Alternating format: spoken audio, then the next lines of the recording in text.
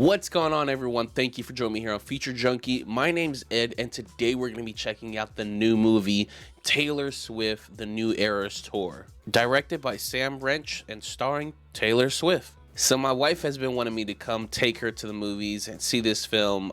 We got a chance to do that this weekend, and I've got some things to say about this film. But before I get into it, if you could leave a like below, I'd greatly appreciate that. Now let's get into the plot. Plot, courtesy of IMDb.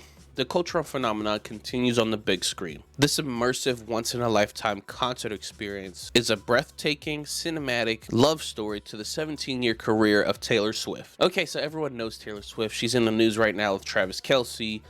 She just got finished her ERAS tour, and obviously right now she's come out with the concert version of the movie.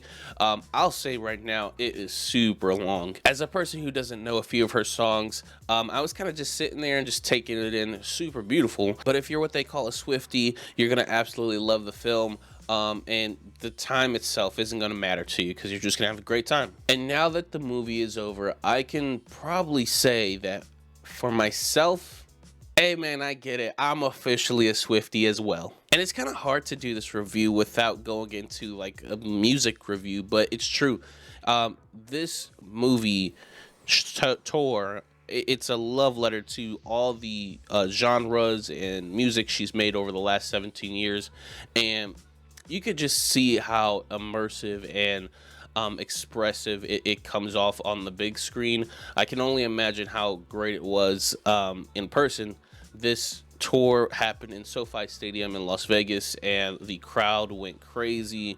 The atmosphere seemed electric, and that comes off on the big screen. And Taylor herself, I can see why Travis Kelce is trying to get up all of that, because I mean, she's a rock star. That's no other way to put it. She's a rock star. You can tell like she's a normal person and she's just as nerdy as everyone else, but she has incredible command of the stage. She knows how to work the audience. And as she said in the movie, her career doesn't just stick with one genre. She's all over the place, and she's singing all of her songs. And it was just really cool to experience, especially as someone who doesn't know that much of her music besides her old stuff and her fairly new stuff. So as a concert experience, I think it was really cool. I think that people who have seen the concert, they're gonna love it. Probably see it again in the movies. I know that this movie is going to break so many records as it did on the tour.